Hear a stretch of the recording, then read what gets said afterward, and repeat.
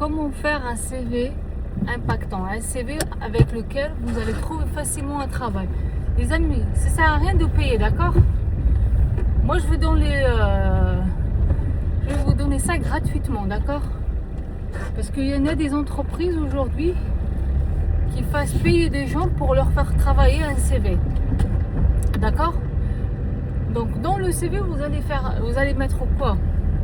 Vous avez des informations importantes à mettre, d'accord? L'image, elle est intéressante, d'accord? Votre photo, elle est intéressante de la mettre, d'accord?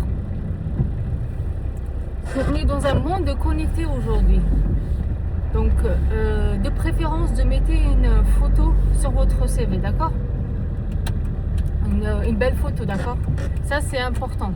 Donc dans votre CV, si la personne prend une photo, prend votre CV, il va voir une photo, il va rappeler de vous plus facilement, d'accord? Parce que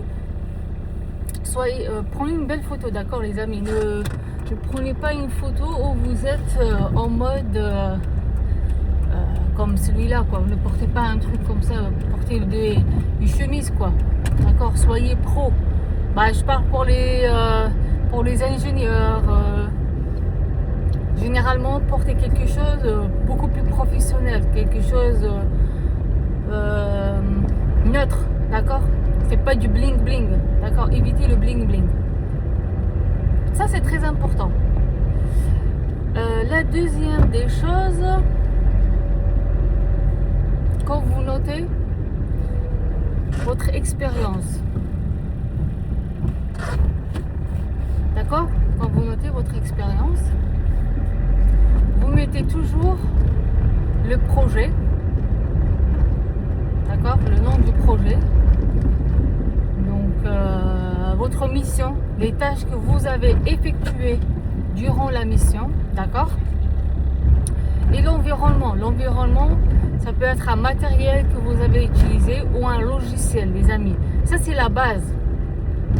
Avec ça, vous allez construire un putain de CV. Vous allez avoir un CV clair, un CV qu'on peut postuler avec plus facilement, d'accord?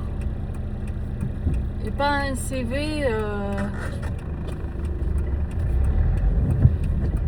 on ne sait pas ce qu'il y a dedans, d'accord? Ne mettez pas trop de phrases dedans. Laissez un CV assez simple, d'accord? Et impactant. Simple et impactant. Ne mettez pas beaucoup de choses dedans. Et vous mettez les logiciels que vous utilisez, d'accord? Que vous avez appris. Dans le logiciel, pardon.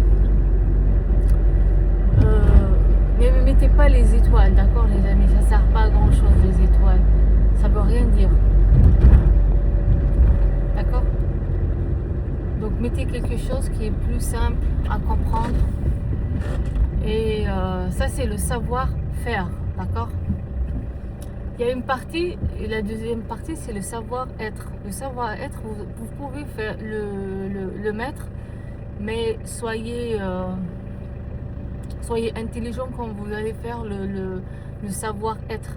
Ça dépend le poste. Si le poste, il demande une personne qui est introvertie ou extravertie, donc vous adaptez vos activités selon le savoir-être. Vous allez mettre ce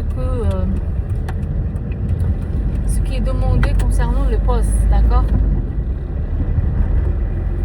Ça, c'est important. Donc, c'est simple, les amis. Donc, vous avez une photo, vous avez votre expérience. Dans l'expérience, je viens de vous expliquer qu'est-ce que vous allez mettre dans l'expérience. Projet, mission, environnement. D'accord? Vous n'allez pas mettre 10 000 trucs.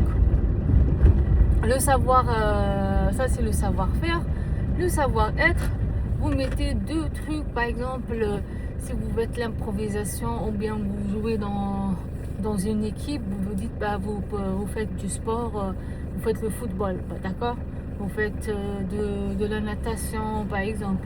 Bah, ça sera quelque chose que ça peut apporter de la valeur ajoutée concernant le savoir-être, d'accord? Par exemple, une personne qui fait de la musculation, ouais, quand même, on voit, il a un corps de malade ou elle a un corps de malade. Ah oui, ça prouve que la personne, elle a beaucoup de persévérance, d'accord? En fait, faites quelque chose qui vous met en valeur, d'accord?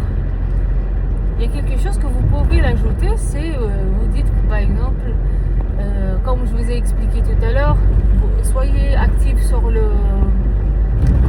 sur LinkedIn. Ben, ils vont chercher votre profil, ils vont regarder votre profil sur LinkedIn. Ben, si vous êtes actif sur si vous êtes actif sur LinkedIn, on va vous voir et on a hâte de travailler avec toi, tu vois. Donc c'est simple les amis. Pour les CV, ça sert à rien que vous payiez une blinde pour faire un CV, d'accord?